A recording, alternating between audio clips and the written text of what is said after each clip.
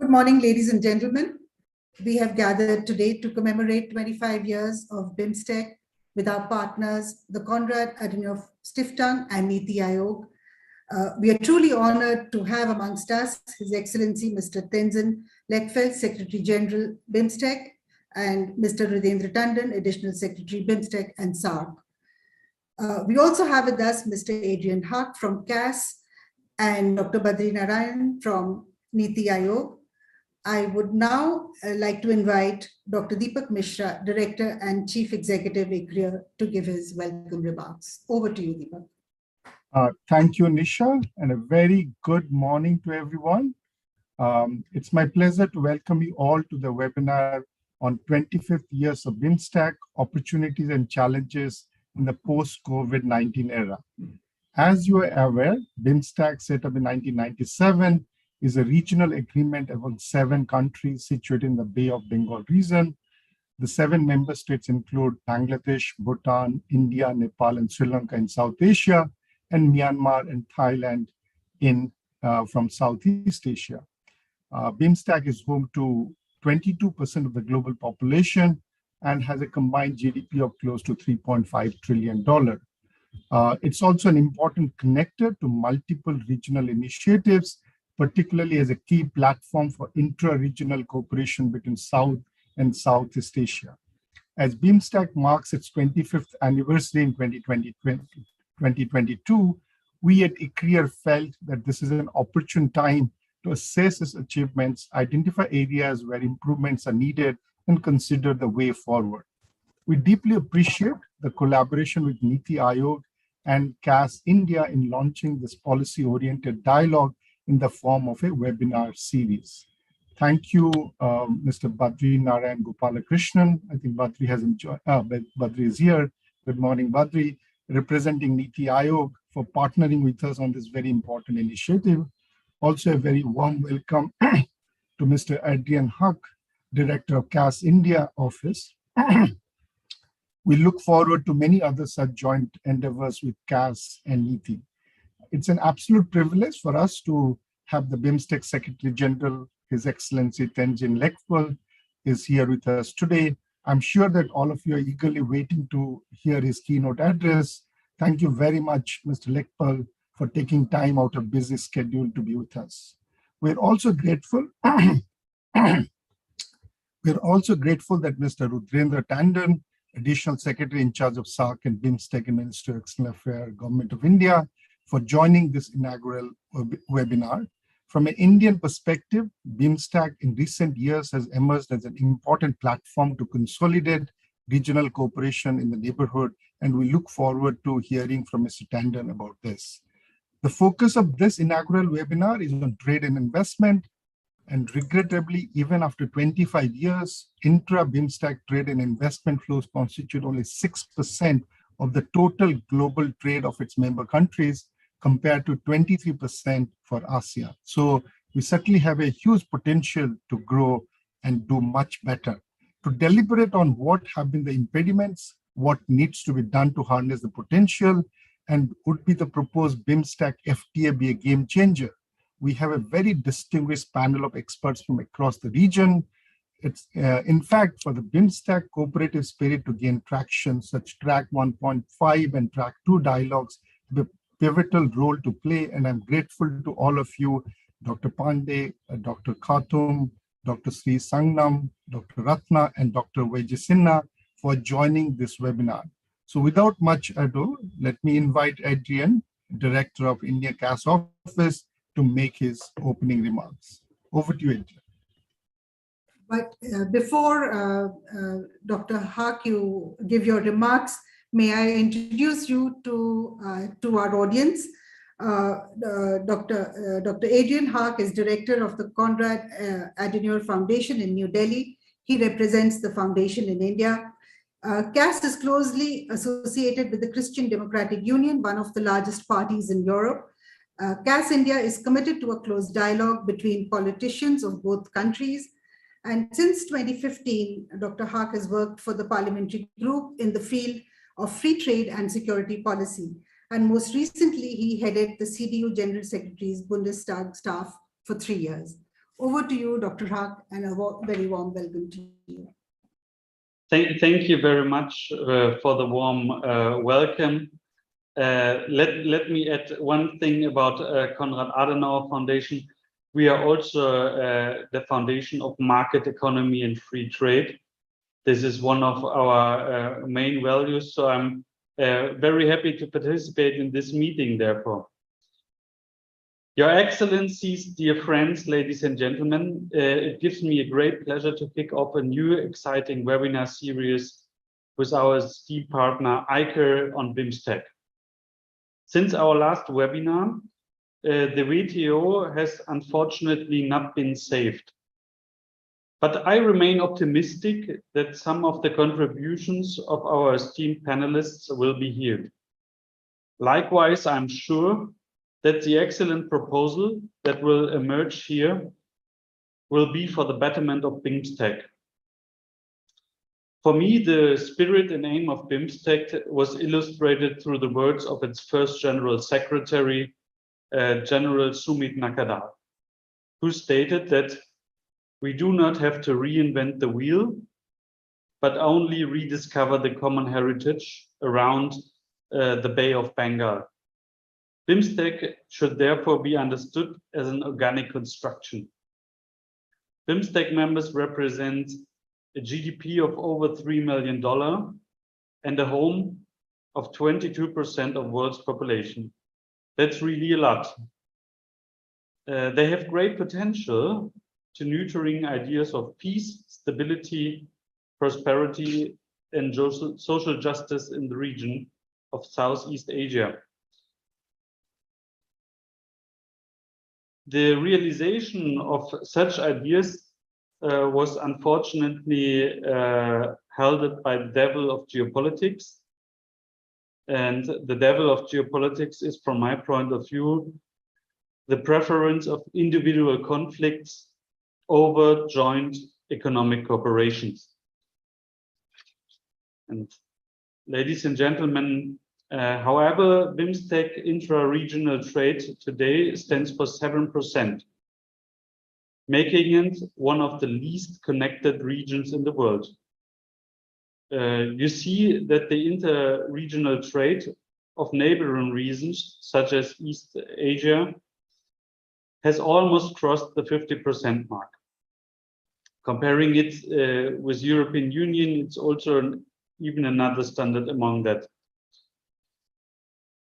A plausible explanation as to why trade has not yet taken off could be found in increasing presence of China in the region.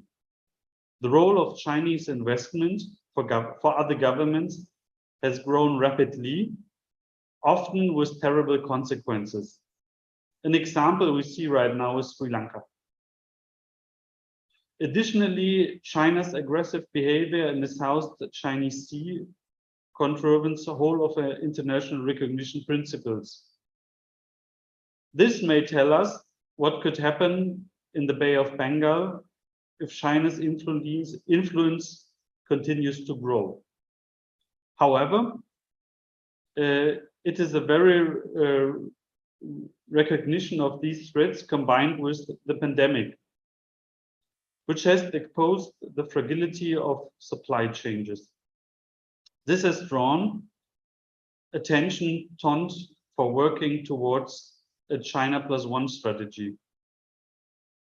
The smooth functioning of multilateral economic institutions, such as Bimstec, is crucial for this goal. The institution could also be integrated into transparent initiatives such as the EU Global Gateway proposal. This would add a momentum to the value-based and multilateral economic partnership within the Bay of Bengal region and far beyond. The history of my home country, Germany, proves how important and effective multilateralism and bilateralism are, particularly in difficult times. Mr. Konrad Adenauer was the first German Chancellor after the Second World War. And we are proud that our foundation is named after him. He, together with French President Charles de Gaulle, succeeded in bringing together the countries of Germany and France.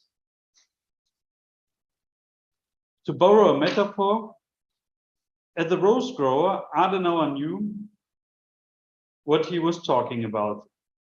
The bilateral unification drove the process of European integration.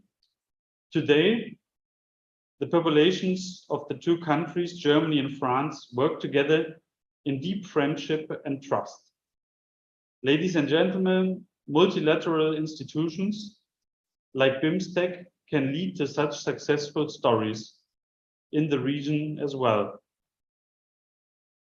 It is therefore crucial that member countries strengthen trade and overcome problems based on differences in political opinions. In the end, one thing ought to be clear. There are and there will always be differences between the Bimstec member states, but they all ought to have common interest in a strong multilateral system. May this common interest prevail. Thank you very much.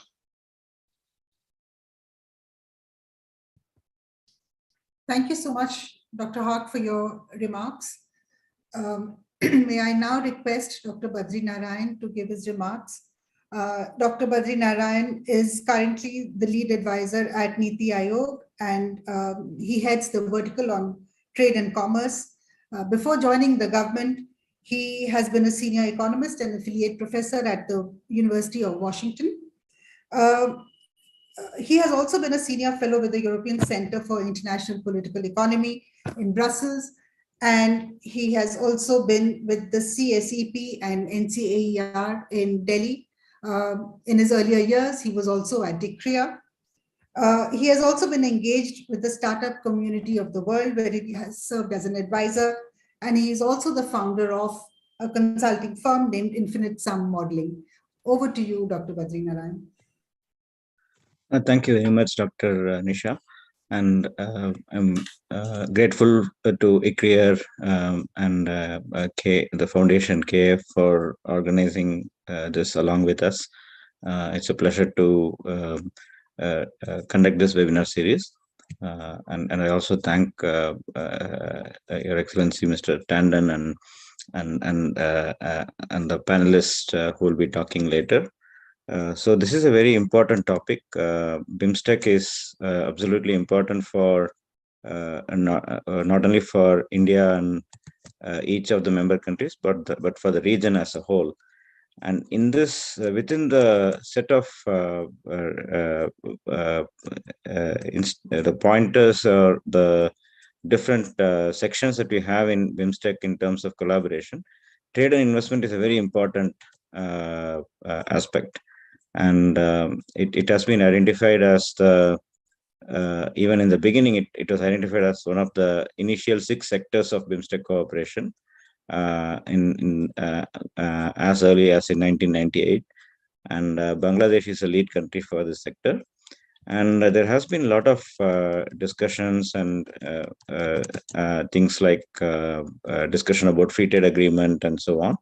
However, like the speakers before me mentioned, the extent of integration in terms of trade and investment is very limited. So in this context, this particular webinar series that we are going to have is quite important, where we are going to address various aspects of Bimstec as to how it has progressed over the years, and what are the different bottlenecks that it has faced, and what are the recommendations that can come in the future that can be implemented in the future. So it's very important to take stock of the past and think about the future. So I look forward to engaging with the other esteemed panelists and speakers, and I hope that at the end of our sessions we get a really solid and clear-cut input for policy, and that can lead to much deeper cooperation in the region. Thank you very much, and I look forward to many more deliberations. Thank you so much, Dr. Badri. We now move on to Mr. Rudrendra Tandon, who is currently the Additional Secretary for Bimstec and SAARC in the Ministry of External Affairs. Mr. Tandon has served as ambassador to Afghanistan and to the ASEAN Secretariat earlier. He joined the Indian Foreign Service in 1994 and has done several postings at the Indian embassies in France, Algeria, Afghanistan, and Russia. While posted in India, he has served as Under Secretary for Pakistan, Director in the Prime Minister's Office, Director for Pakistan, and Joint Secretary for Pakistan, Afghanistan, and Iran. And he was also Joint Secretary for UNP. Over to you, Mr. Tandon. We're very happy to have you with us today. Thank you, Mishra. Professor Deepak Mishra, Director Adrian Haack, Sri Gopalakrishnan from NITI Aayog, Secretary General Lekphell, Excellencies, ladies and gentlemen. First of all, thank you very much, ICRIER, Konrad Adenauer Institute, NITI Aayog, for organizing this event focused around Bimstec. Thank you very much for inviting me, and thank you very much for giving me an opportunity to speak. Thank you, Secretary General Lekphell, for agreeing to provide the keynote address to this important function. Ladies and gentlemen, at the last Bimstec summit hosted by Sri Lanka in March this year, Bimstec leaders signed and adopted the Bimstek Charter. This completes our transformation from a grouping of countries into a full-fledged regional organization with a distinct international personality. We are now a regional organization comprising of countries littoral to or dependent upon the Bay of Bengal. The new charter not only lays down institutional architecture, but also, more importantly, enunciates the purpose for which this regional organization has been set up. Our purpose is to help create an enabling environment around the geography of the Bay of Bengal, which will help promote mutually beneficial cooperation amongst us in a manner that is consistent with our national development efforts. 3 areas of cooperation have been specifically highlighted in the Article 1 of the Charter and will therefore always receive our special focus. These are, firstly, cooperation to eradicate poverty from the region, and therefore the attainment of SDG 1 targets will always be a priority task for us. The second area is connectivity, and the third area, which is relevant to today's function, is to promote trade and investment cooperation on the Bimstec platform. India is committed to taking the Bimstec as a regional organization forward. We see an organization of this nature consistent with India's Act East policy. Also, as Bimstec represents a very important maritime geography lying contiguous to the Indian Ocean, it is a key part of India's Indian Ocean policy and our Indo-Pacific strategies. With a collective population of around 1.7 billion people, a combined GDP of $3.6 to $3.9 trillion, but with only 77 billion of intra-Bimstec trade to speak about, it will not take too much analysis to arrive at the conclusion that there is huge untapped potential for intra-Bimstec trade and investment. You only have to see the leaders' declarations of previous summits to discern the fact that not only is there this potential, but there is also a very high level of political commitment to see intra-Bimstec trade and investment be boosted significantly.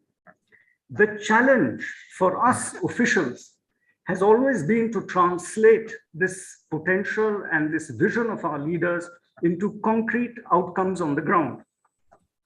Since identifying the challenges is very much part of the theme of your deliberations today, my advice to you all is do not underestimate the challenges we face on this platform. Experience has shown us that even the most logical policies or the most attractive cooperation initiatives are not necessarily very feasible to implement.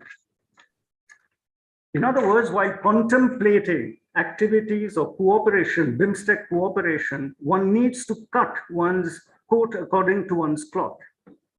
To give you a better sense of what I mean by adopting a modest and practical approach to Bimstek cooperation, consider the following. Bimstek countries have been negotiating a free trade agreement since, well, pretty much 2005 or 2007. Since then, over the same period, in other regions of the world, other countries have negotiated and started implementing new generation trade agreements that are designed explicitly to build regional value chains and are now bringing immense benefit to their companies. By this benchmark, we have a long, long way to go. But our practical and modest response to this challenge has been to focus on the area of trade facilitation. This includes initiatives that are designed to boost custom-to-custom cooperation, cooperation ventures that increase collaboration between our customs and port officials. It was in keeping with this approach that during the recent summit, Government of India commissioned ICRIER to run an annual program in collaboration with the ADB to socialize the WTO Convention on Trade Facilitation. We believe that just by adopting modern trade facilitation measures in the region, we can significantly enhance Bimstek trade and investment activities, even while our trade negotiators tackle the more difficult problems of negotiating market access and investment protection. In a similar vein of practicality and modest approach, we are moving ahead with the idea of Bimstek grid interconnectivity to establish a multilateral electricity market where surplus producers and deficit consumers can sell and buy electricity at the best prices. This is because we have assessed that there exists enough production infrastructure and grid infrastructure to create such a market. For this, therefore, we are working hard to activate the Bimstek Grid Interconnectivity Committee that was established under a Bimstek agreement finalized during the Kathmandu summit. Again, in keeping with this approach of modesty and practicality in the area of connectivity, Bimstek members are moving currently to finalize a maritime transport agreement with the aim of transforming the Bay of Bengal into a coastal shipping zone with consequently lower transportation tariffs. Similarly, we are trying to negotiate a motor vehicle agreement that will ease the movement of goods based on vehicles. Both these initiatives are taking place even while our officials are now sitting down and trying to figure out how to start implementing the grander and the more elaborate Bimstek master plan for transport connectivity that was adopted by our leaders. These are the examples of how a practical and modest approach on the Bimstek will look like. I fervently hope that in your deliberations today, your deliberations will be tempered by the same sense of practicality and modesty.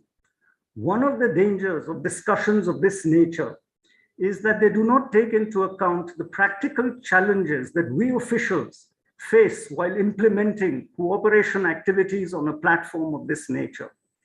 So with this unsolicited advice, I will conclude.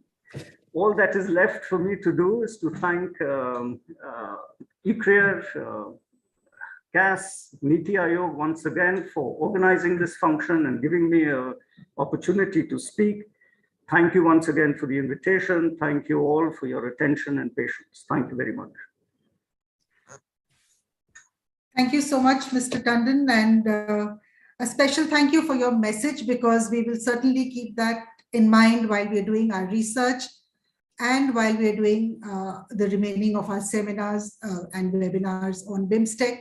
We'll keep in mind the fact that all recommendations that we make should be practical and implementable in nature so that they're useful to policymakers across the region. Thank you so much for that. I would now like to request His Excellency, Mr. Tenzin Lekphell, to give his keynote address. His Excellency has been the Secretary General of Bimstec since 2020. As you all know, he hails from Bhutan. He started his career in 1990 as an officer of the Royal Bhutan Army, and in 2003, he received the Drup Yugel Medal for Gallantry from His Majesty the King. He then went on to join the civil service, where he served more than a decade. He resigned to take part in Bhutan's historic democratic elections of 2013 and 2018, and was one of the founding members of Drup Nyamrup Shokpa DNT, which is the present ruling party of the Kingdom of Bhutan. He subsequently became the advisor and executive member of the DNT. Mr. Lekphell was also the founder of Institute for Management Studies, the first private management training institute, where he served as the CEO from 2009 to 2017. He also launched several private ventures in Bhutan, and he also spearheaded several national projects in Bhutan, such as the Nation in Prayer and the tree planting program, Tendril. For the tree planting program, he received the Global Environment Leader Award from the Global Environment Foundation, New Delhi. A very distinguished career you've had, Secretary General, and a very good example for all of us. May I now invite you to give your keynote address? Thank you. Thank you so much for the introduction. And once again, good morning and greetings from Dhaka. Dr. Deepak Mishra, Director and Chief Executive of the Indian Council of Research on International Economic Relations. Mr. Adrian Haack, Director, India Office of Konrad Adenauer Stiftung. Mr. Rudrendra Tandon, Additional Secretary, Ministry of External Affairs of India. Dr. Badri Narayan, Head of Trade, Commerce and Strategic Economic Dialogue of NITI Aayog. Excellencies, ladies and gentlemen, it is a pleasure for me to address this webinar on the important theme, 25 years of Bimstec, opportunities and challenges in the post-COVID-19 era.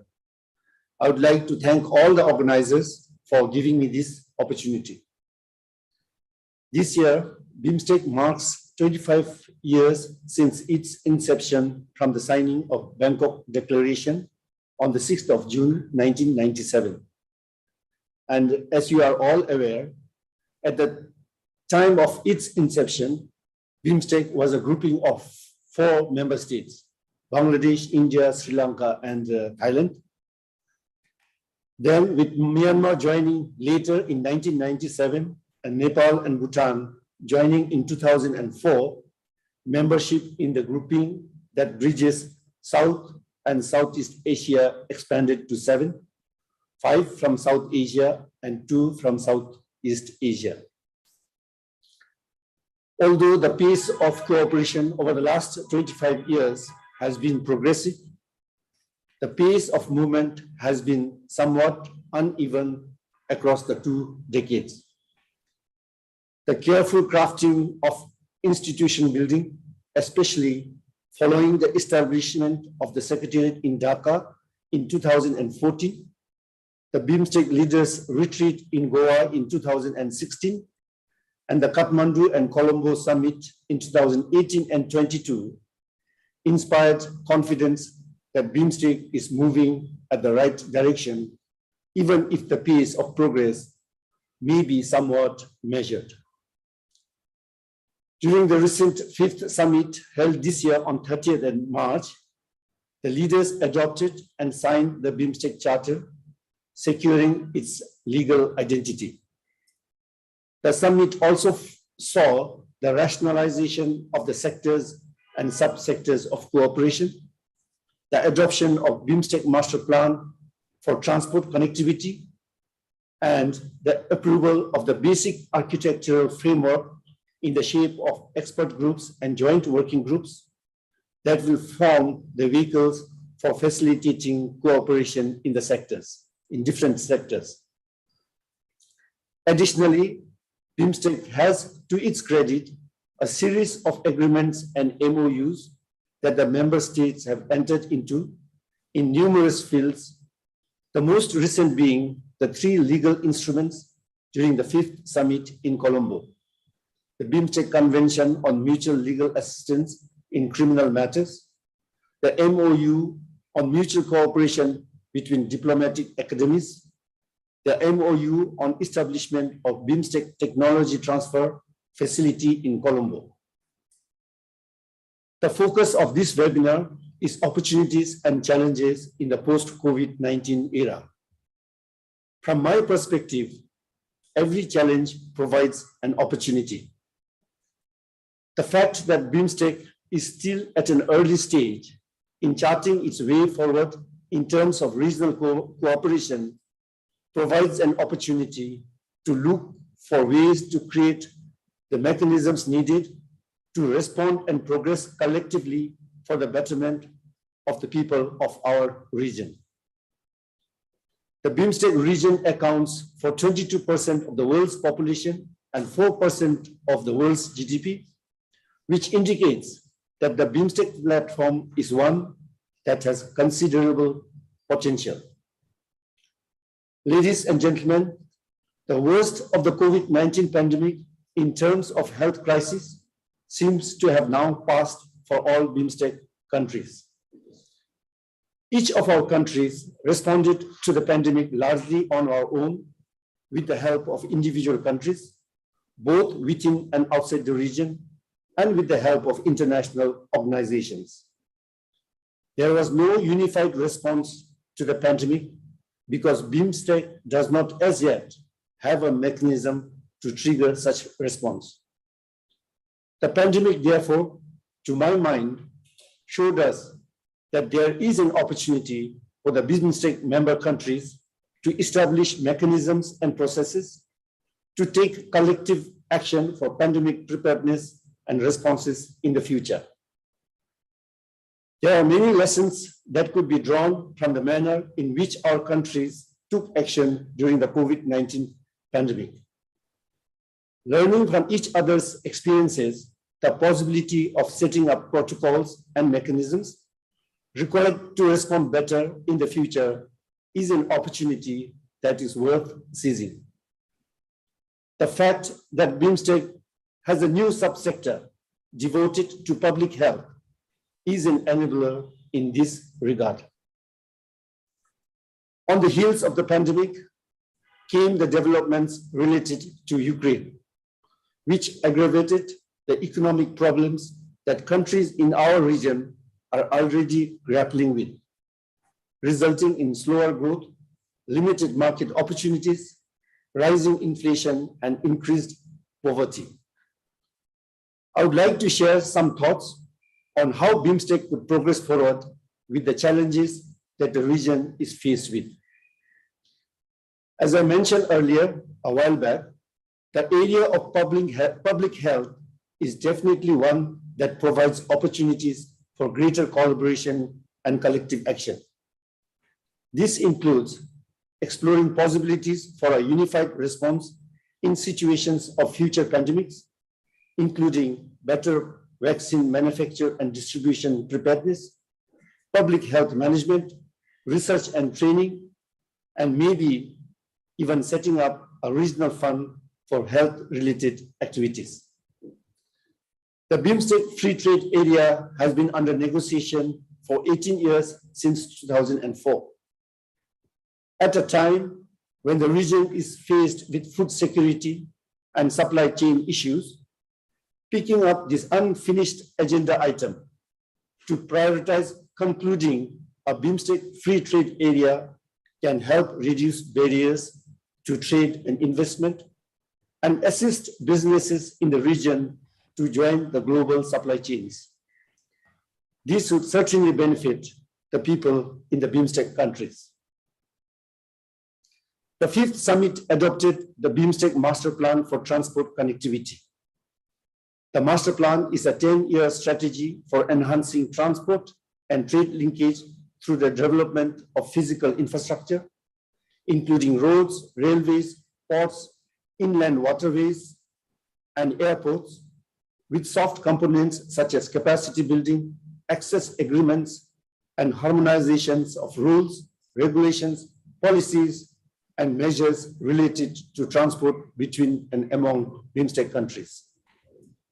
The master plan identifies 267 projects worth $124 billion US. It is important, therefore, that Bimstec focuses on successful implementation of the master plan, which, combined with the implementation of the FTA, will directly benefit the people of our region. Improving trade facilitation is another that deserves prioritization in the post-COVID-19 era. Moving to a regional single window in customs and a paperless trade regime will help to reduce trade costs and enhance cross-border business. Bimstec countries are currently negotiating on a Bimstec coastal shipping agreement, a Bimstec motor vehicle agreement, and a Bimstec grid interconnection master plan. Expediting the conclusion of the agreements that are under negotiation and moving forward on securing energy security are certainly opportunities that must be seized.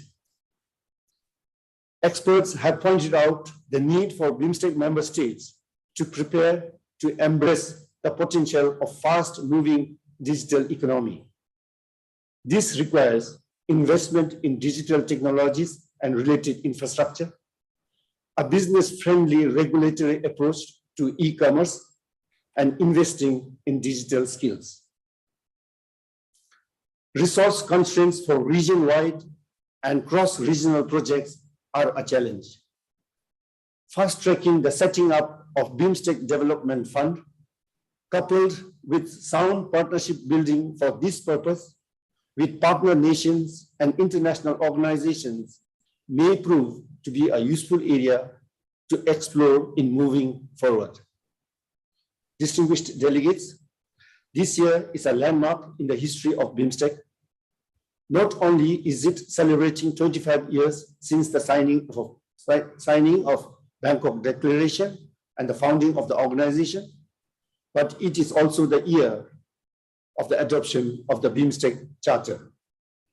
Therefore, the Secretariat, considering this as an invaluable opportunity to reflect on the 25 years of Bimstec and carry out a brainstorming exercise that will dissect its bottlenecks and challenges, including its working methods, to identify opportunities and accelerate regional cooperation as envisaged in the Bangkok Declaration, Summit Declarations, and the Bimstek Charter, has already sought the views of member states on a concept note on setting up a group of eminent persons to undertake this exercise.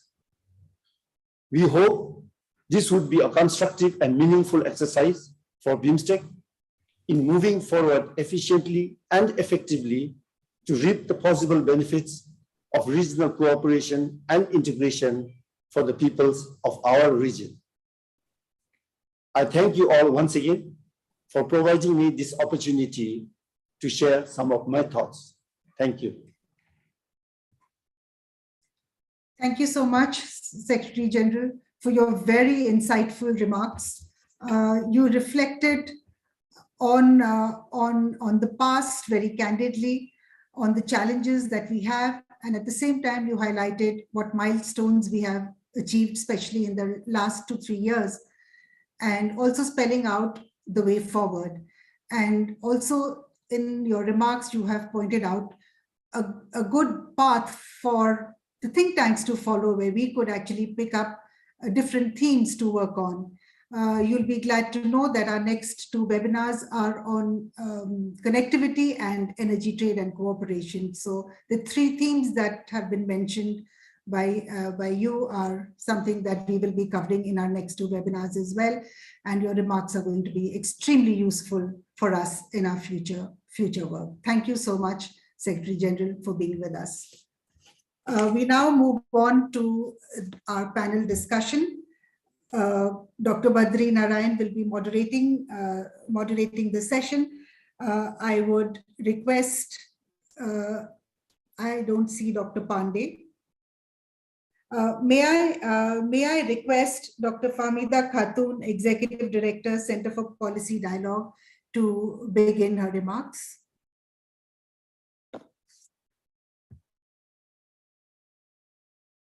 Over to you, Fahmida.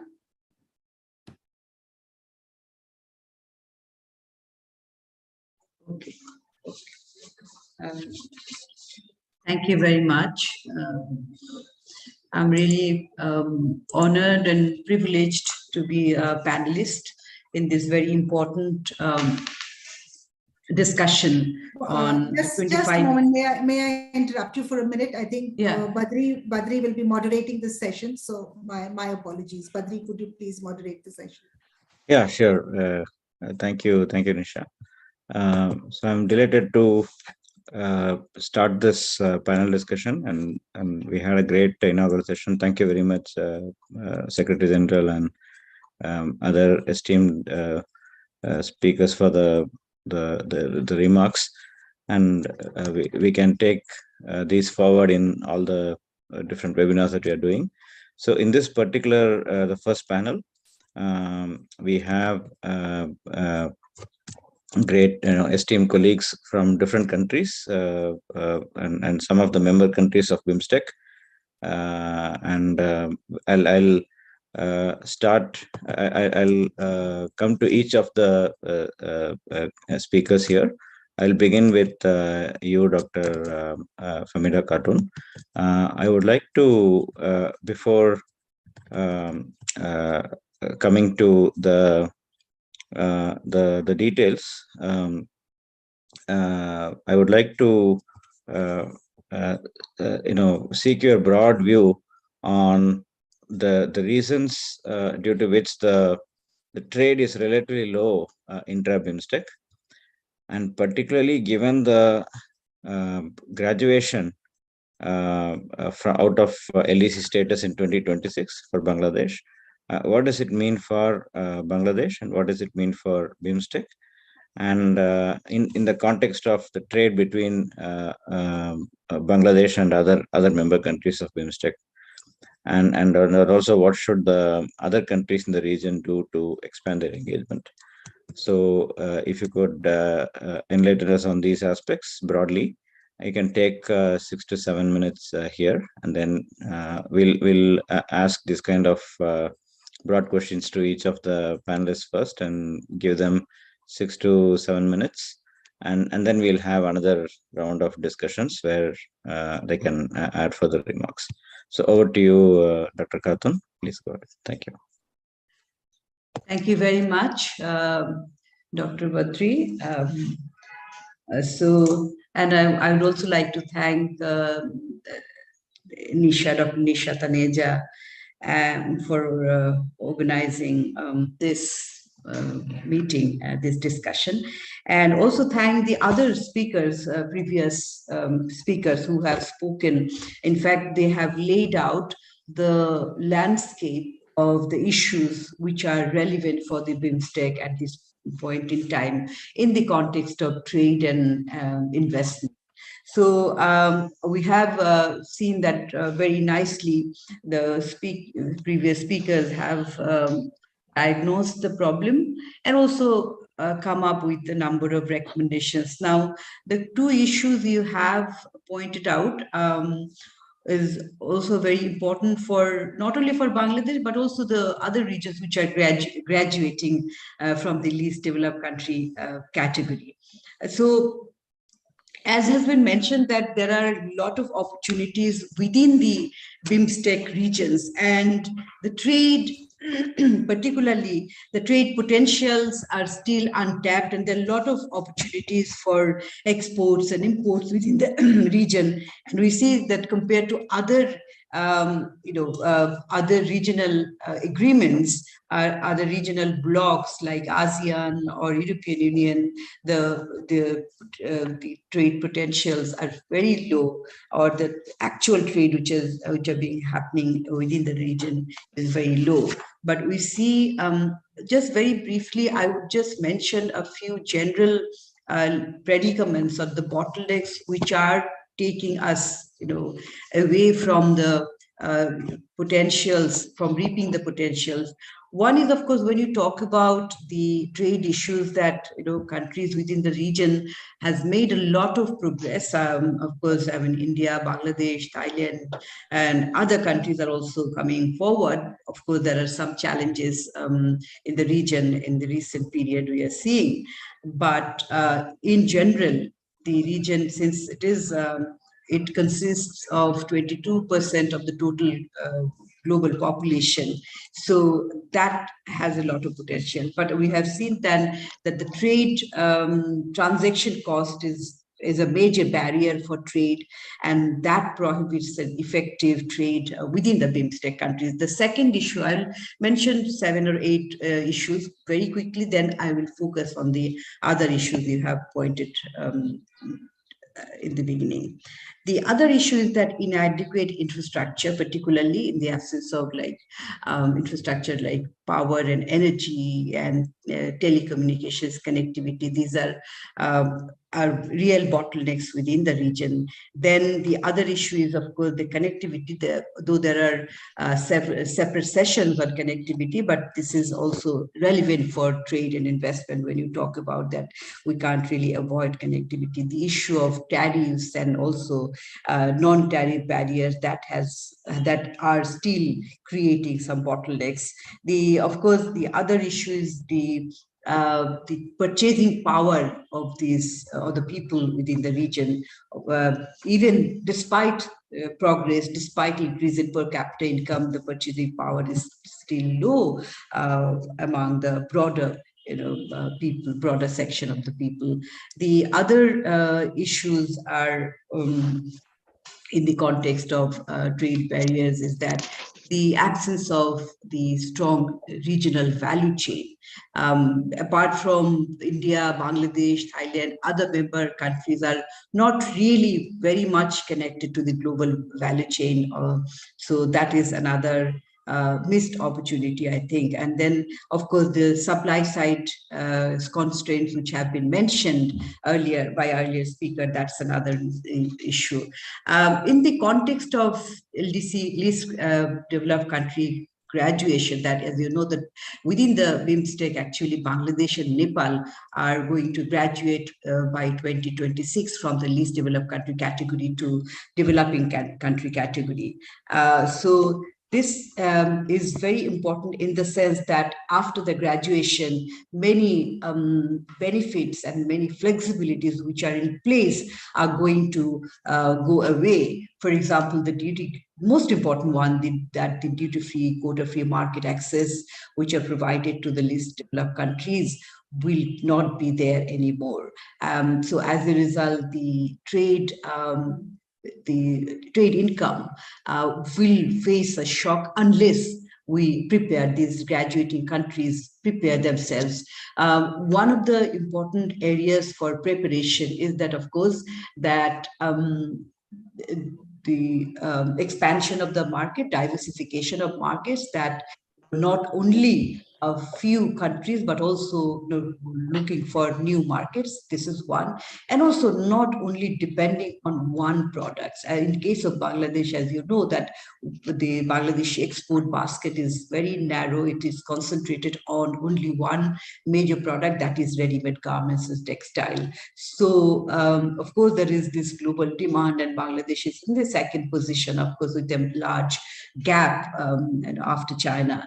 But and then there will be demand, but the fact is that what is that with the graduation, since the market facilities will not be there, one of the important ways to remain competitive is that to be more productive, more competitive through entering to the high-end market. At this moment in time, Bangladesh's export income from ready-made garments is through volume export rather than value. So the main focus has to improve the productivity, improve the quality, improve the the efficiency, the skills of the human resources. That's one, so that you can enter the high-end market and also the new markets. That's another issue. But on the other hand, also in case of investment,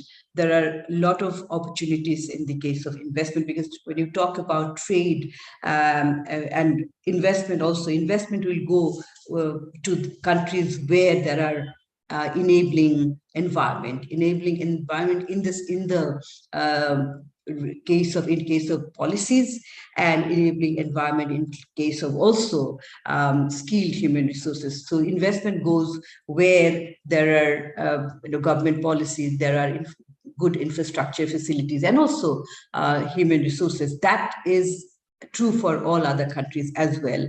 So I would, in this context, I would just mention a little bit or focus on India, Bangladesh trade and investment or connectivity a little bit, so that, because one of the reasons is that Bangladesh's economic ties within the region is much more stronger or broader with India. So when you talk about Bangladesh India's economic relationship, I think there are two aspects here.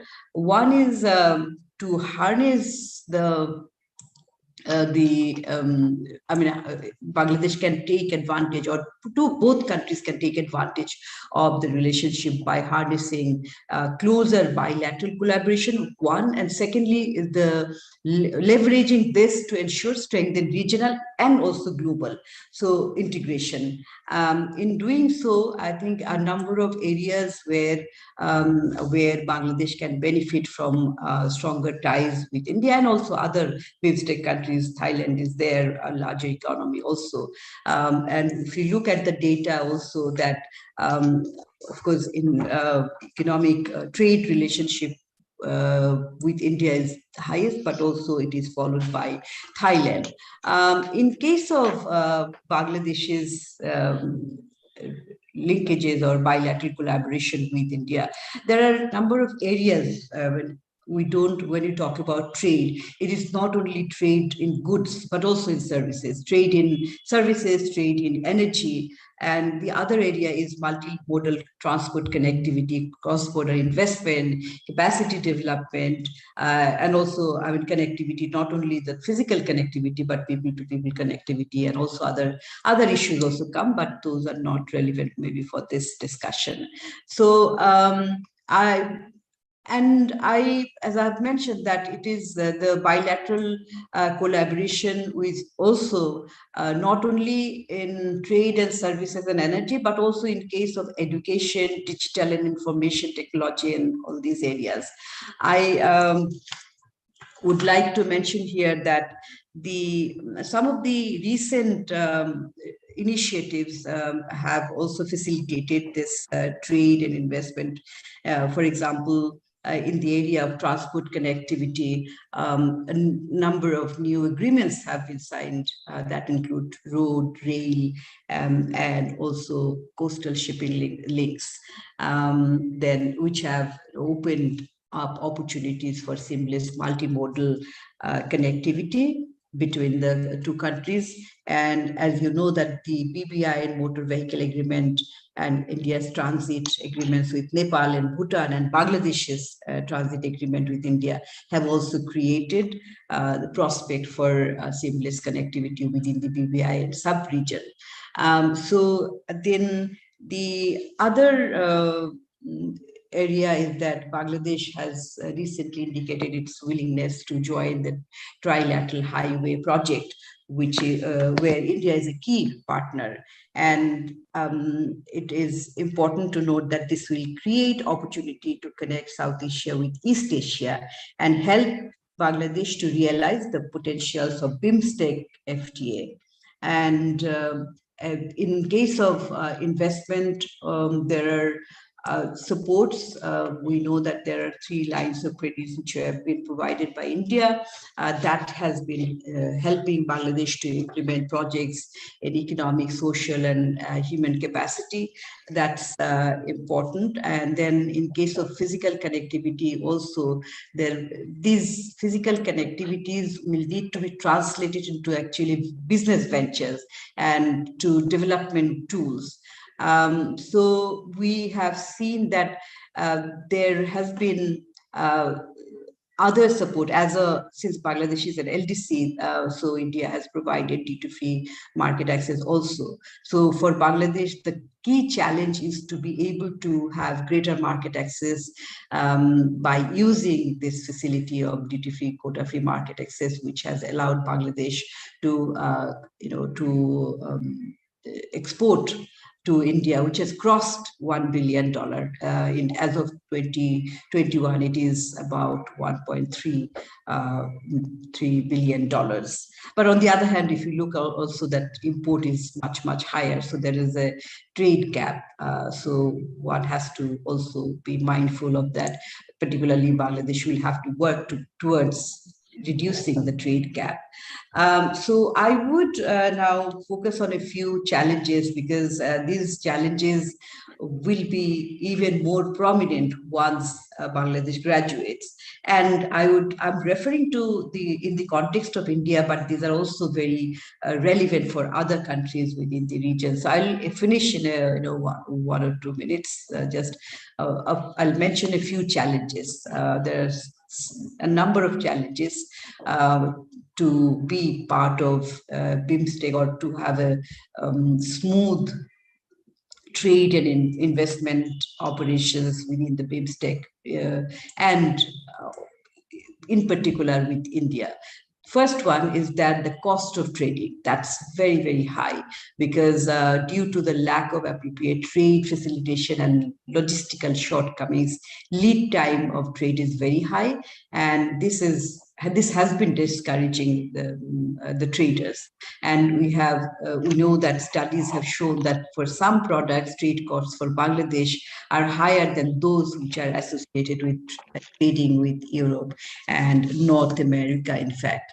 The other issue is that the non-tariff barriers, tariff barriers are reducing. Tariff is gradually, as part of WTO requirements, and also as part of various trade blocks, tariffs have to come down.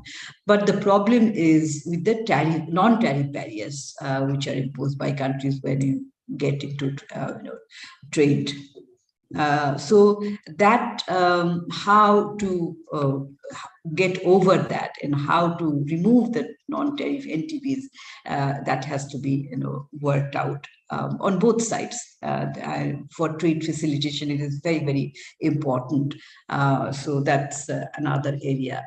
So I would quickly end by saying that when you talk about more deeper relationship, at this point in time, there are discussions on comprehensive economic partnership between Bangladesh and India, so which would which could lay the foundation of the ambition that more SEPA kind of relationship, because that covers not only trade but also other areas, investment and capacity development and many other areas, education, health, ICT and all these.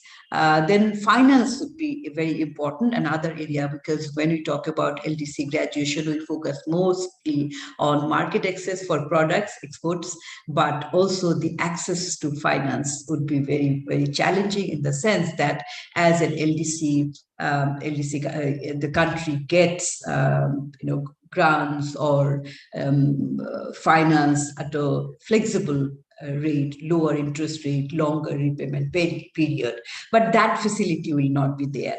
However, as the countries are progressing and Bangladesh is on a high growth trajectory, the need for finance will be so crucial for supporting its infrastructure, both physical and also soft infrastructure. So access to finance after graduation, Bangladesh will have to access finance from the commercial markets at the prevailing interest rate like any other countries. But that will be so expensive, and immediately, right after graduation, it may not be possible. So there is, of course, this grace period, but then how long, if the grace period is not long enough, smooth graduation will be very difficult.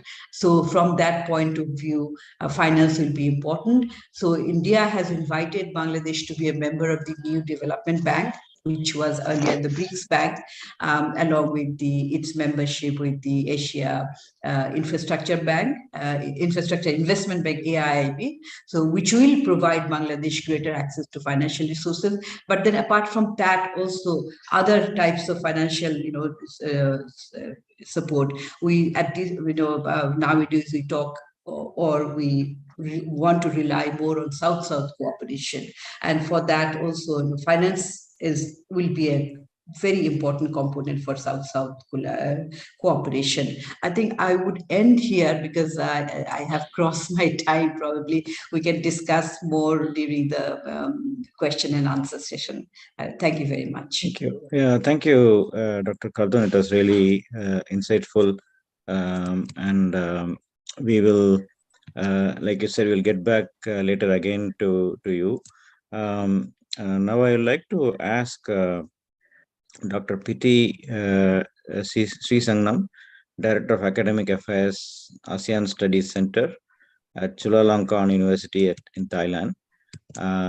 Thank you for joining us, and I think I'll ask a couple of questions to you, and you can answer them and also come up with 3 recommendation points for the future of Bimstec, which is something I'll also ask Dr. Khatun later. But with you, I think you can do that all at once.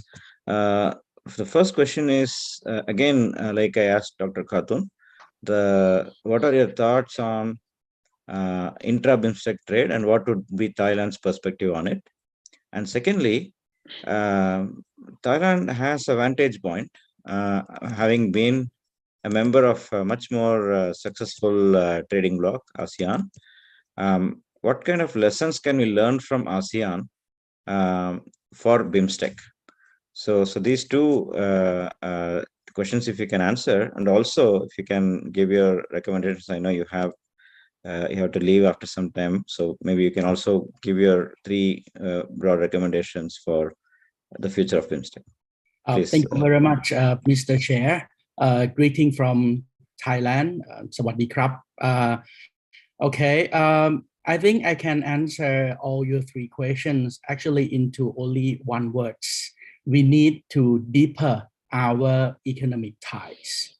This is the thing that we learn a lot from ASEAN, and I think it is more important than ever before, because right now I think Bimstec members are all vulnerable to the global changing orders. We see new rise power nations such as China, and at the same time we see this conflict with the containment policy initiated by the US. And of course, Bimstecs are in the middle of these conflicts. Hence, we need global value chains more than ever before. If we read the World Bank World Development Reports back in the year 2020s, there were a lot of empirical studies to show us that take part in global value chains will at least give us 3 benefits. The first one, we are talking about economic growth.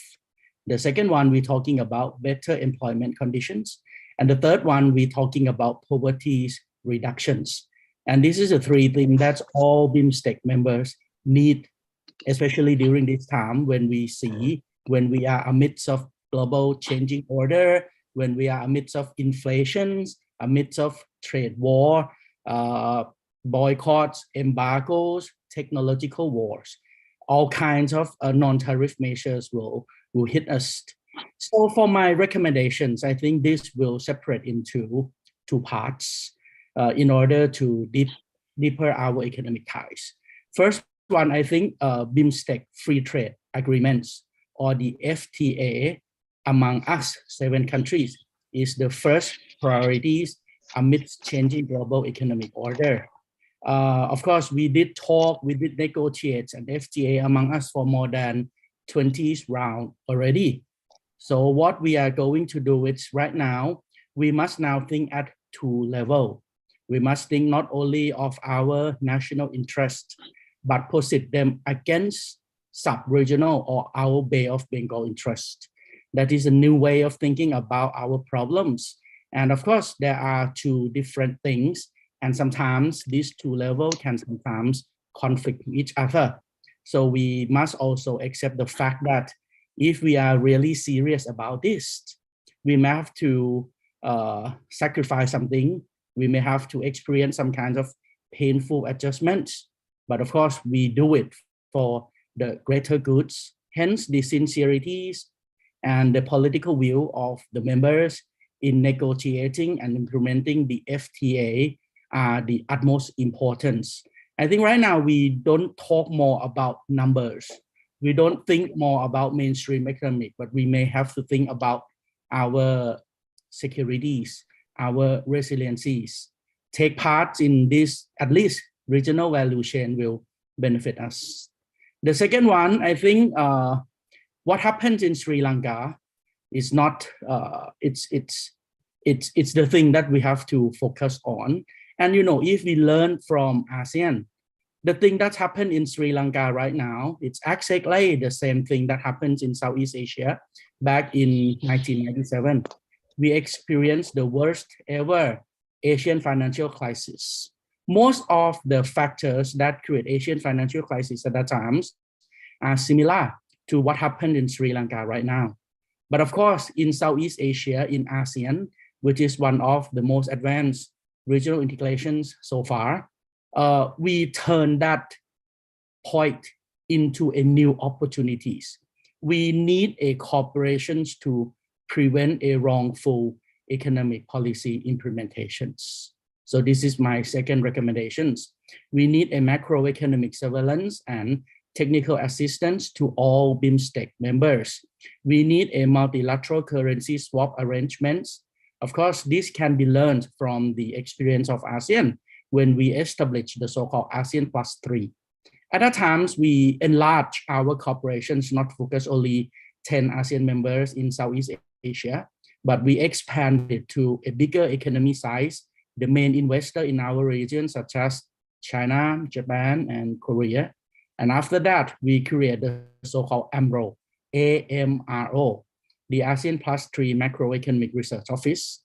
And by the end, we can establish the so-called Chiang Mai initiatives, multilateralizations. So we can use this ASEAN experience as the thing that can help us, can strengthen us. So in response to the Asian financial crisis at that time, ASEAN +3 members authority decided in the year 2000 to strengthen our financial corporations through the establishment of the so-called Chiang Mai initiatives, CMI. At that time, Chiang Mai initiative is a network of bilateral swap arrangements among members. And now we upgraded to the multilateralized single contractual agreements. We call it CMIM, or Chiang Mai Initiatives Multilateralizations. Actually, Chiang Mai, it's the name of the cities in the northern part of Thailand where we negotiate this thing for the first times. It was ineffective since March 2010. CMIM, or Chiang Mai Initiative, is a multilateral currency swap arrangements for liquidity supports among 13 countries. We can do the same for 7 countries of Bimstec, of Bay of Bengal countries.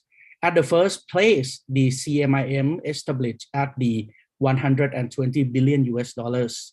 Its core objective of this CMI was to address the balance payments and the short-term liquidity difficulties in our regions. So we should do the same thing, tag along with the AMRO. ASEAN, the Macroeconomic Research Office or the Macroeconomic Surveillance Organizations.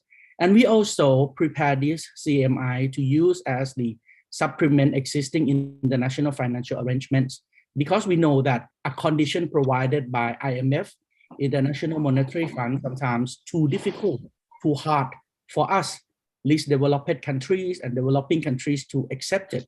Hence, we may have to have our own mechanism. And nowadays, CMIM or Chiang Mai Initiative multilateralization was further strengthened in the year 2014 by doubling the size of the facilities to 240 billion US dollars. I think this is the thing that we need, apart from the regional macroeconomic surveillance organizations that aim to contribute to securing the macroeconomic and financial stabilities in our regions, the Bay of Bengal.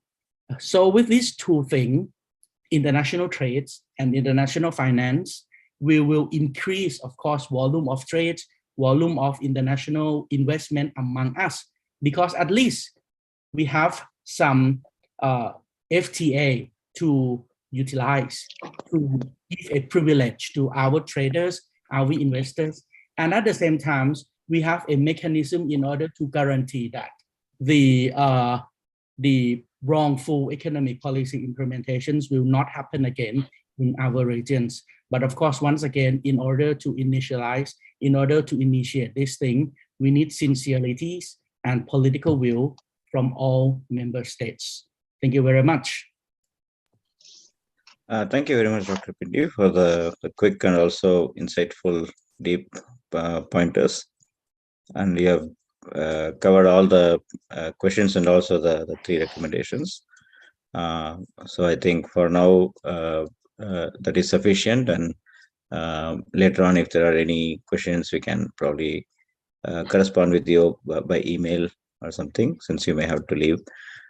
Thank you once again. Now we'll move on to the next esteemed panelist, Dr. Porsh Raj Pandey, who is the chairman of SAWTEE, South Asian Watch for Trade, Energy and Environment. And so you are based in Kathmandu.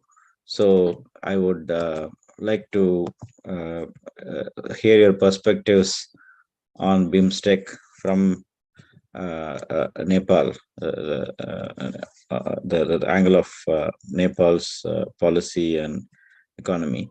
So I'll ask a couple of questions, and you can elaborate on them, and then we'll come back again later. So the first is about similar to how I asked for Bangladesh to Dr. Khatun. How what are the kind of benefits that Nepal is reaping from Bimstec? To what extent Nepal has been benefiting from Bimstec? And particularly as Nepal also graduates from its least developed country status, just like Bangladesh, what would be the implications of that? And that's the first broad question. The second broad question is, why are investments too low in the intra-SAARC region? So if you could cover these two questions and elaborate, that will be great. You can take 7 to 8 minutes on. Thank you. Thank you, Chair. First, let me thank ICRIER, NITI Aayog, and KSA for, and also Professor Nisha Taneja for providing me this opportunity. And thanks, Dr. Badri, for your questions. Well, let me start or inform the audience that Nepal is graduating from Ldc category in 2026 together with Bangladesh and Laos. For Nepal, graduation is an important milestone for her development journey, and also a testament to the socio-economic progress we have achieved in the last 50 years. However, graduation also means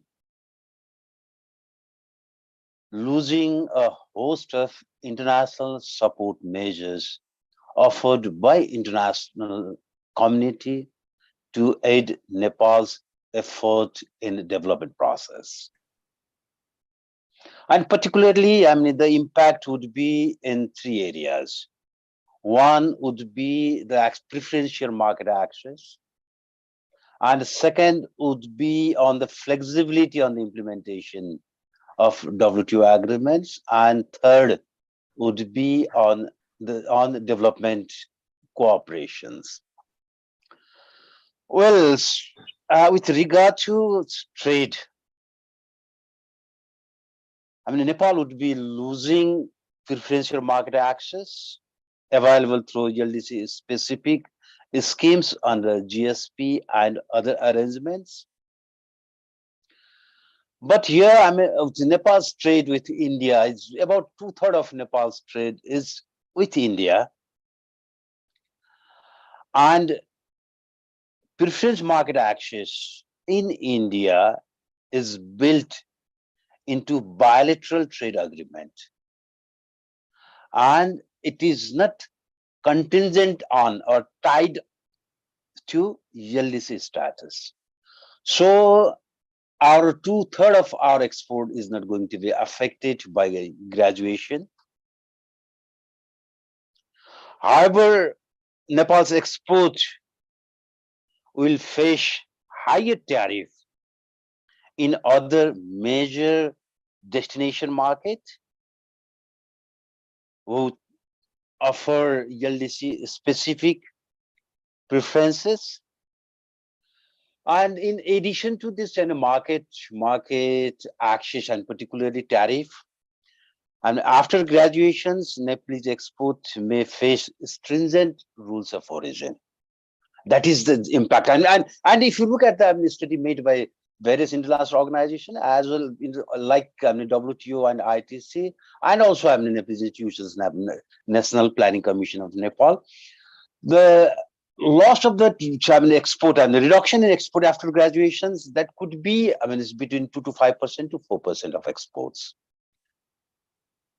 depending on the assumptions you take in your morning exercise. So on trade side, there might not be much impact. But the loss of flexibility in the implementations related to trade, industrial development, and health, it would be having much substantial implications. Nepal trade and industrial policy, including incentive to export, could come under greater scrutiny in the WTO after graduation. And similarly, Nepal might need to take, or Nepal might need to face greater pressure to liberalize trade further in regional as well as in its multilateral forum. And again, the much more important is the policy available to promote domestic industry. That policy space would be limited. And on issues of this development cooperations, 2 multilateral institutions, and World Bank and ADB, which comprises more than 50% of our development cooperation, they don't formally recognize Ldc status while allocating development cooperation, while allocating aid. But again, regarding bilaterals, bilateral ODA, basically this is geopolitical consideration as well as bilateral relations, that counts rather than Ldc status. So, okay, well, there might be some impact in the compositions, grant versus loan, but again, there might not be much impact. But again, if we are talking about Ldc graduations, and if we are thinking of sustained, irreversible, and meaningful graduation, then Nepal needs to improve its productive capacity. It needs to strengthen its competitiveness in global market. and also, achieve some sort of structural transformation, in its economy. For this increasing flow of foreign direct investment could be a potential source for financing development and addressing resource gap. And similarly, it also provides, that technologies we need, for our development and for stimulating our growth and, employment. However, if you will look at FDI, in Nepal, we are the FDI inflow is quite low. Taking into account the population size, the economic activities, and even if we compare with other least developed countries, the stock of FDI in Nepal is just 4.2% of GDP. And if you look at the flows in 2021, it was 0.45% of our GDP. So, here the issue is, despite our liberal and open investment regime, free access to large market, on its doorstep, particularly, duty-free market access in India, and also, duty-free market access in developed countries and also in China. Why, FDI is low in Nepal? The answer could be, there are some structural issues, particularly underdeveloped infrastructure, rigid regulatory framework for labor market, and political instability. These could be some of the issues that has obstructed flows of foreign direct investment in Nepal, and that much more importantly, Nepal has failed to offer investor friendly policy as well as administrative structure. Here the investment cooperation in Bimstek region that could play a greater role in providing some sort of internationally acceptable standards of policy as well as implementation mechanisms of those policies for investors. So here that's the role of Bimstecs in providing or in attracting foreign direct investment in Nepal. But again, if you look at the flow of foreign investment from Bimstek countries in Nepal, despite except India, which share is 31% in its stock, we could not attract much investment from Bimstek countries, including Thailand. So Bimstek, as regions could be important for Nepal for attracting this foreign direct investment. And the role of Bimstek as a region is much more important for Nepal in the context of this this pandemic and war in Ukraine, and also geopolitical development after this Ukrainian war, disruptions in the supply chain. So here the point, my argument is, we need to have some sort of investment cooperations, and that is much and beneficial for Nepal. And regarding this investment cooperations, Bimstek Charter as well as a framework agreement provides some sort of foundations for this investment cooperations. And if you look at Article 5 of framework agreement, FTA framework agreement, it provides some sort of mechanism. It talks about promoting investment and creating facilitative, transparent, and competitive investment regime in Bimstek region. So based on this, the provisions of FTA agreement, as well as based on the Bimstek Charter, how can we promote investment in Bimstek region? The first approach could be the first and foremost. We need to address. We need to expedite trade negotiations, and conclude as early as possible. That is the prerequisite for industrial cooperations. And the second, after that, or in between, we can have negotiate for investment protection and promotion agreement within Bimstek region. That could be second, my suggestion. And related to investment agreement, my third suggestion is to have some sort of regional double taxation avoidance agreement in SAARC region. That is my third recommendation.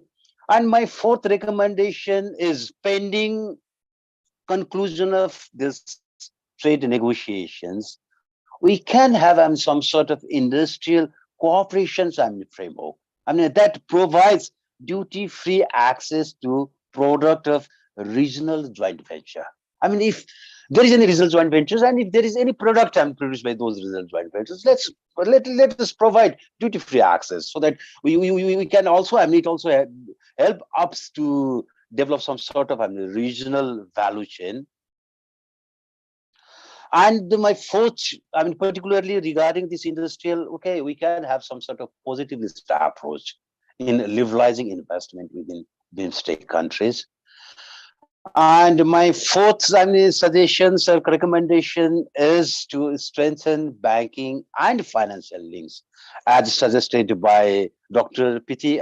He talked about experience of Asian countries. We can learn some experience, particularly on issues of banking and finance. And another, my suggestion is we might, provide some sort of incentive for intra-regional investment. And for this, we can, have some sort of regional fund, or maybe at national levels. We can provide this incentive for regional investment. Okay, from this perspective, from this way, we can, promote regional investment within Bimstek regions. But however, this regional effort will not be sufficient. Nepal also need to take, initiative at national levels, particularly in liberalizing, foreign investment, and also, improving administrations and improving that taxation systems, and also modernizing our labor law. Similarly, we also need to develop our logistics and systems so that the cost of doing business and trade cost could be reduced. Well, I think I exhausted my time and I stop over here. Thank you, Dr. Badri, for your time consideration. Thank you. Thank you very much, Dr. Pandey. It was really insightful and comprehensive. So you also given the recommendations, so we don't have to have a second round since you already given the recommendations. So we probably will come back to you if you have some questions later. Sure. These are really important points you raised. And now we'll move to the next panelist, Mr. Anushka Vijay Sinha. Delighted to have him in the panel. So he's an economist and he's a co-founder for a Center for a Smart Future in Sri Lanka. And given the difficult times that Sri Lanka is facing now, and in some ways the entire world is facing now because of various issues like inflation and so on. Now, given this backdrop that we have now, to what extent do you think the engagement has been of Sri Lanka with Bimstek over the years, and particularly in the context of trade and investment? And what do you see are the challenges and issues in taking that further? Of course, here we are talking mainly about trade, investment, and Bimstek, and Sri Lanka's context there. But of course, whatever we discuss is also going to be relevant for the crisis that is going on. So please enlighten us on these two aspects: the trade and investment engagement of Sri Lanka with Bimstek, and the challenges and issues in taking it further. Over to you, Mr. Vijay Sinha. Thank you very much, Dr. Baji Narayan, and it's a pleasure to join all of you this morning. And thank you very much, Professor Nisha Taneja, for inviting me. I think especially it's a pleasure for Sri Lankan to join this summit, not only this virtual webinar rather, because it was just a few months ago that this latest summit was hosted in my country. And it was also quite a consequential summit as the Bimstek Charter was signed, giving the grouping an elevated standing on the global stage. In fact, I hope practically that this means, particularly in trade and investment, that now that Bimstek has this charter and has the status of an international organization, that as a grouping, we would now be listed whenever we looked at trade data in global databases like ITC trade statistics, for instance, because in the drop-down menu of regions, we still don't have Bimstek. Perhaps now with the charter, this is something the Secretariat could also push for.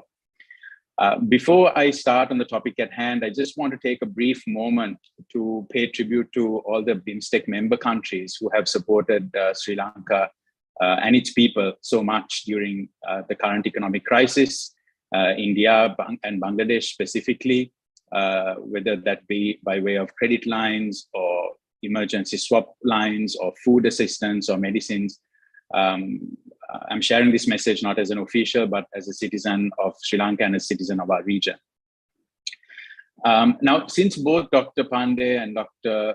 Khatun have very comprehensively covered the overall Bimstek trade issues, in my 7 to 8 minute remarks, I will focus primarily on Sri Lanka. First, I'll take a brief look at Sri Lanka's engagement with Bimstek and Bimstek members in the trade and investment space. And then I'll outline some points on the context in Sri Lanka. And before closing, I'll also share some thoughts on new areas of interest to Sri Lanka through Bimstek in the trade and investment area. So even as, in this first segment, let's talk a little bit about Sri Lanka's engagement. Even as intra-Bimstek trade has remained low, Sri Lanka's trade with Bimstek members account for about for around 20% of the total trade in goods. But of course, within this, India accounts for more than 70% of Sri Lanka's trade with Bimstek countries. Imports from Bimstek are around 1/5 of total imports of Sri Lanka, and Sri Lanka's exports to Bimstek members are under 8%. Even as work on the Bimstek-wide FTA has been pursued, Sri Lanka in recent years has been pursuing bilateral trade deals with several Bimstek countries instead of pursuing progress within the framework of a potential Bimstek FTA. Following the election of a new government in 2015, there was an outward-oriented trade policy that was pursued, and Sri Lanka embarked on several fronts on this. Negotiations were commenced to deepen the existing Sri Lanka-India FTA in goods to cover services, investment, technology, and economic cooperation. Negotiations also began on new bilateral FTAs in goods between Sri Lanka and Bangladesh, Sri Lanka and Thailand. With Thailand, Sri Lanka signed a precursor to an FTA, a so-called Strategic Economic Partnership, which was signed when the Prime Minister of Thailand visited Sri Lanka in 2018. And the partnership outlined about 10 areas such as agro-industry, packaging, IT sector, and so on. Investment linkages between Sri Lanka and Bimstek member countries bilaterally have also been growing, most notably with India, Bangladesh, Thailand, and to some extent with Myanmar as well. India has invested in Sri Lankan ports. Thailand has invested in Sri Lankan manufacturing companies. Sri Lanka has invested in Bangladesh manufacturing and in logistics and financial services in Myanmar.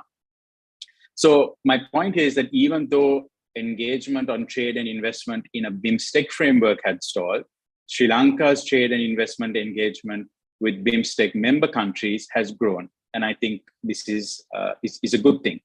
And it sets the stage for Bimstek specific engagement. So many of the trade and investment initiatives I mentioned earlier took off during 2015, 2019, but have since stalled due to an increasingly inward-oriented trade policy in Sri Lanka in recent years. And this context is also important to consider when thinking about prospects for Sri Lanka's Bimstek engagement. Let me take a brief detour here to substantiate this, since it has and will necessarily influence our engagement with Bimstek on trade and investment. In the last 2 to 3 years, trade policy has become exceedingly protectionist, with an over-reliance on import restrictions as a way of shoring up the economy and promoting domestic industry. What began initially in May 2020 as measures to buffer against balance of payments issues as the COVID-19 pandemic hit, they have now become de facto industrial policy measures. We now see a plethora of outright import bans or quantitative restrictions, restrictive import licensing regimes, 100% cash margins for opening of LCs, and so on. And amidst the current macroeconomic turmoil and the major distractions therein, there is a risk that such inward-looking policies only get more entrenched, and the prospects for trade liberalization by Sri Lanka unilaterally or bilaterally or regionally could become slim. So for Sri Lanka to take progressive steps in Bimstek's trade and investment cooperation agenda, I would argue that we first need to see steps being made on the overall policy orientation on trade, which at this point is somewhat uncertain. And I think this uncertainty is likely to continue for some months, given the current turmoil. And I think specifically the multi-party government that's likely to come in would have a messy cocktail of policy ideologies, and this would no doubt impact on trade policy formulation.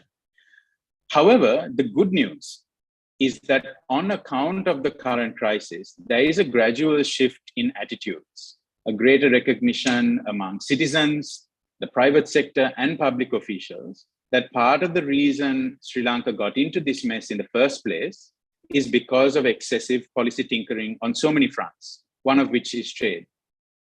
So perhaps one could have some hope that because of this recognition and renewed interest in the role of liberalization and openness, we could see some more progress being made on the trade and investment front. Now, apart from these issues, I also want to share some thoughts on potential areas of interest for Sri Lanka moving forward. Because of Sri Lanka's role as the lead country for the technology and innovation pillar of Bimstek, I think there's an opportunity to pursue crossovers between technology and innovation on one hand and trade and investment on the other. The digital economy is increasingly an important part of most Bimstek economies. There is a rise in digitalization of supply chains, e-commerce. This is true of Sri Lanka too, especially as we are a small domestic market, but have maturing digital connectivity. And when we think of trade, we typically tend to think of just firms in our countries trading with each other. But increasingly, trade is also cross-border B2C trade via e-commerce. So I think given Sri Lanka's role as the lead or the anchor for this pillar, I think there's an opportunity to take the lead on accelerating this crossover agenda potentially between technology and innovation and trade and investment. I think there's also plenty of opportunity for intra-Bimstek investment in this area, not only trade. We already see examples of this in Sri Lanka. The Indian Angel Network is an investor in Sri Lankan high-growth startups. Sri Lankan startup accelerators have invested in Bangladesh. Sri Lankan startups themselves have invested in both Bangladesh and India. There are initiatives underway to promote cross-border investment in technology businesses, especially in women-owned technology companies. So I think this is a new area we have to explore in investment cooperation. Again, this idea of a crossover between the trade and investment agenda and the technology and innovation agenda. And many of these Sri Lankan entities are also beginning to explore Bimstek countries, not just for investment partnerships, but also as potential markets, as market access for their products and services.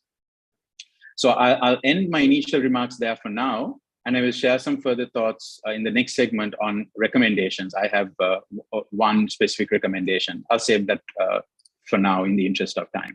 Thank you. Thank you very much, Mr. Anushka. In fact, we are approaching the end of the session. So what I would suggest is maybe you can just follow up right now with the recommendations, and then we can ask for other panelists for quick recommendations. So please go ahead and articulate your recommendations in a couple of minutes.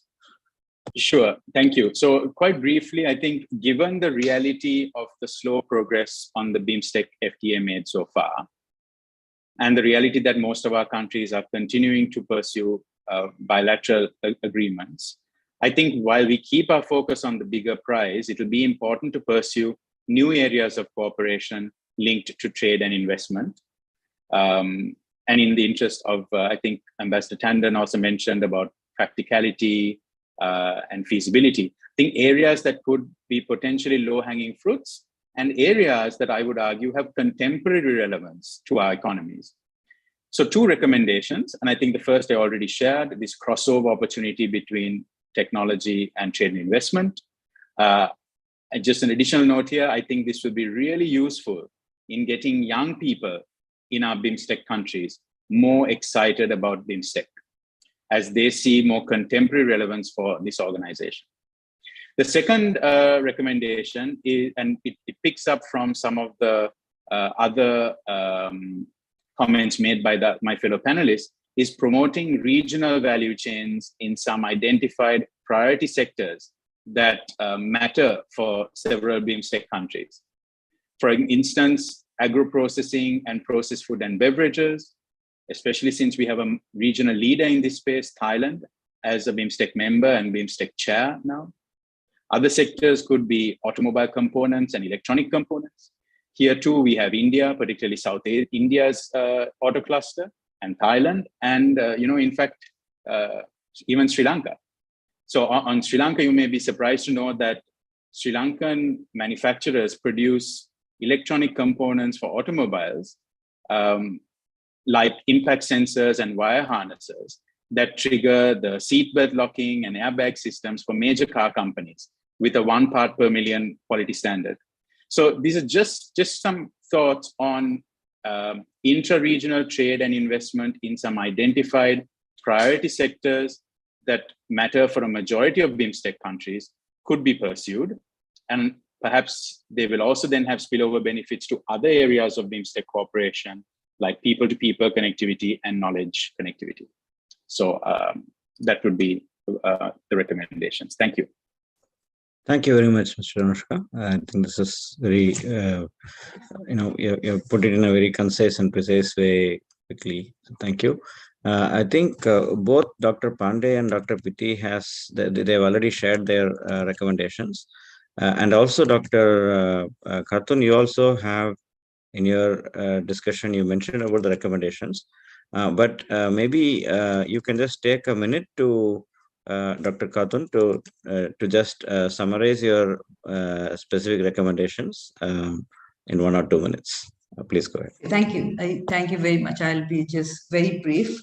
In view of Bangladesh's graduation, in fact, Bangladesh is going through double graduation from LDC group to developing country category, and then according to the World Bank's category, from lower middle income country to upper middle income country. So that is a journey too.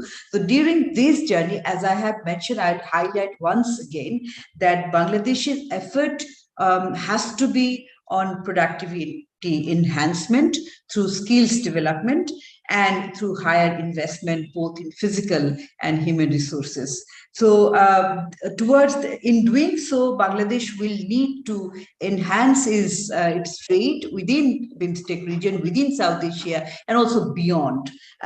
This is one. And also again emphasizing on the diversification of export items, both product-wise and market-wise. The other issue I would also like to highlight is that the realities of the present day, which has been very nicely mentioned. I was also planning to touch upon that Anushka has mentioned, that we are going through the digital era, the fourth industrial revolution, which is going to make a lot of changes, and whether we will be able to take advantage of that or not, that will determine our progress. So, and that will also progress not only among countries, but also within the countries. So if we are not able to provide equal access to technology, then there will be inequality within the country and also between countries. So that is very important. And that also is a very important factor for productivity enhancement. The other issue, which is very important for Bimstek, that we are now in the context of the WTO's inactiveness, we are seeing that many new regional blocks are coming up. TPP, that Trans-Pacific Partnership, Regional Comprehensive Economic Partnership, these are there. These are going to going to make the lives of the many countries which are part of Bimstek also, like including Bangladesh, and I'm sure for Nepal also, the lives will be difficult, because by being member of those mega agreements, mega trade blocs, many countries, even after LDC graduation, will continue to benefit from the duty-free access and many other flexibilities, whereas those countries which are outside those, they will not be able to benefit from those. So that's why Bimstek countries also will have to engage amongst themselves on broadening or strengthening their trade relationship, investment relationship. And it is not only a trade relationship, as I have mentioned, it has to be a comprehensive economic partnership agreement. And for that, the countries, including I'm talking of Bangladesh itself, that the reform measures, both policy-wise, both institutional-wise, and both human resource-wise, those reforms will have to be in place. So with this, I would like to end. Thank you very much, Dr. Khatun. So with that, we have entered the formal part of the panel discussion, and we'll start looking at the questions from the audience from now. So for this one question, I think Mr. Anushka may be well positioned to answer this, given his focus on smart futures, so technology, and he also talked about technology. So technology innovation partnership is an important area for Bimstek. Mr. Srinivasan has mentioned this point. I think the question that I see that can come from this is, how do we foster this? And you did mention this, Mr. Anushka, in your discussion on how do we combine these two buckets, technology on one side, trade on the other. So maybe you can enlighten a little more on that. How can the partnership in technology innovation can be enhanced in this region, in Bimstek? Sure, thank you for that. So I think if I understand the Bimstek's agenda on this pillar so far, it has been on fairly vanilla science, technology, and innovation kind of things.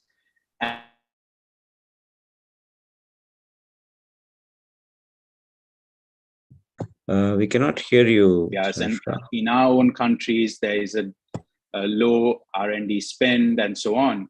I think the focus should be on linking the STI agenda and the trade, investment, and development agenda. And I think there's plenty of opportunities there. For example, potentially Bimstek-wide innovation funds that focus on SMEs and startups in our countries to scale to the region, to scale to fellow Bimstec member countries.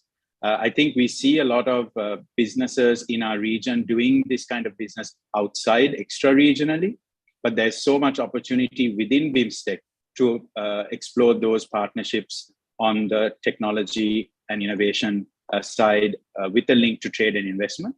And the other could be for Bimstec to look at easing, in the spirit of trade facilitation, easing some of the cross-border digital trade related matters. Look at ASEAN, for instance. They have just announced a regional agreement on mobile payments. Maybe Sri Lanka can't get, maybe Bimstec can't get to that extent yet where you're fully integrating the payment systems, but at least some Bimstec-wide cooperation on e-commerce, because it beautifully brings in the technology and innovation pillar together with the trade and investment pillar. So I think pursuing some of these trade and investment and technology crossovers in a Bimstec context, looking at what some of the Bimstec-wide agreements or cooperation arrangements could be done would be very important. And I think particularly focusing on these new economy businesses that are coming up from many of our countries, whether it's Thailand, Myanmar, Bangladesh, Sri Lanka, India, even Nepal.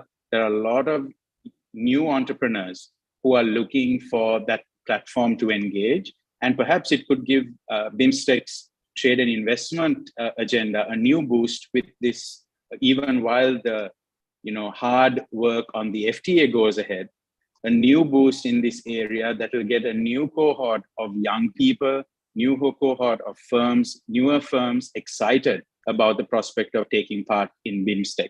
So I'll end. Thank you very much, Mr. Anushka. There's one more question from Dr. Shonki Navani. And maybe this question can be answered either by Dr. Pandey or Dr. Khatun. So I'll just read out the question. Increasing coordination among Bimstec nations on trade, investment, and transportation and digital connectivity will help restoring growth in the region. The question is, what will be an appropriate approach to make MSMEs more competitive and revitalize them to achieve a resilient and inclusive economic recovery with respect to the proposed free trade agreement of Bimstec? So basically, I think in short, the question is, how do we make sure that the MSMEs, micro, small, and medium enterprises become more competitive and take advantage of the trade agreement that can happen, and also how do we make them as a tool for that? I see this as a two-pronged approach. In one way, to make sure that the agreements include or inclusive for MSMEs, and on the other hand, MSMEs can be an instrument for fostering trade. So your thoughts, maybe Dr. Khatun, do you have any thoughts, or Dr. Pandey, or maybe both of you in a minute each? Maybe Dr. Pandey, you want to go first? Okay, I was just waiting for Dr. Khatun. Yeah. Okay, that's fine. Yeah, sure. Okay, let me start. Yeah, any of you. Yeah, Dr. Khatun. Yeah. Well, I mean, for me, I mean, to promote MSME, this Bimstec agreement, FTA should recognize the role of MSME in economic development as well as in employment generation in member states. So, for I mean, promoting MSME within Bimstec, so we need to take, I mean, initiative at regional level as well as at national levels. And the one could be my suggestion, my recommendation is, first at national level, we need to develop entrepreneurship among the MSMEs. I mean, that is the one area, I mean, we can work together.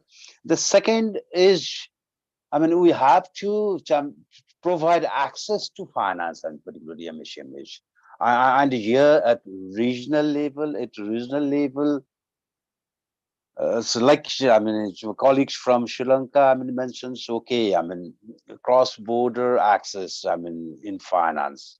And another could be so why India cannot provide its very developed capital market to I mean get resources for enterprises of other countries. That could be another I mean at regional levels, I mean, regarding finance. And another could be access to technologies. I mean, here again, I mean, for MSME, digital technology is quite important. And for digital technology, I mean, India can take lead, I mean, in supporting this access to digital technology in other member countries. And another, I mean, another my recommendations would be, I mean, to focus on liberalizing, I mean, liberalizing trades on products generally, I mean, produced by MSMEs. That could be another approach in promoting MSMEs. Okay, I stop over here.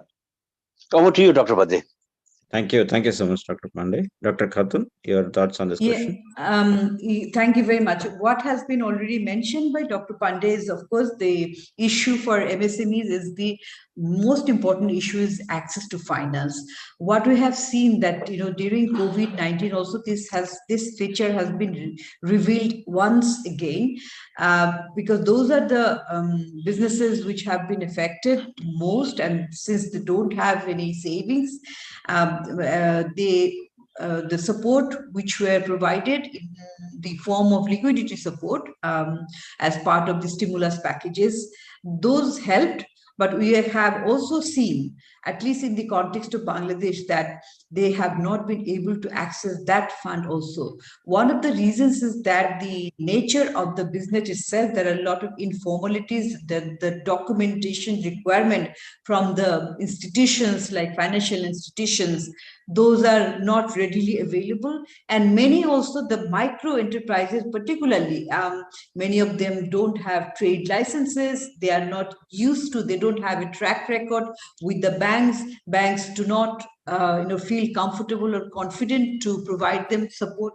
So as a result of this, I think the gap has been increased. And during the COVID, actually, we had discussed a lot regarding the K-shaped recovery, that the large businesses have recovered, but the smaller ones could not. So that's why smooth and adequate access to finance is one, and also the technology which is linked to the market access also, because if you really want our MSMEs to export, and they have to have a linkage with the regional markets, and in order to do that, they also have to have access to information that what kind of products have markets or demands, and what should be the quality, what are the trade, the compliances issues. Those are very important. And of course, access to technology, because a lot of trade nowadays can be done through e-commerce. So these are the issues in terms of facilitating trade for the MSMEs. Thank you very much, Dr. Khatun. I think you've covered very important points here, and I think in a way we can also link this point about e-commerce with the point that Mr. Anushka mentioned on how technology and trade can go together. So if you think of the technology platforms or technology solutions as a way to help the MSMEs in being competitive and so on, and in facing all the bottlenecks that you mentioned from the traditional conventional systems, technology can play an important role there as well. So with this, we conclude the panel. We really learned a lot from the esteemed panelists. We got country perspectives. We got perspectives from Bangladesh, from Nepal, from Thailand, from Sri Lanka, and now it is it's not only the regional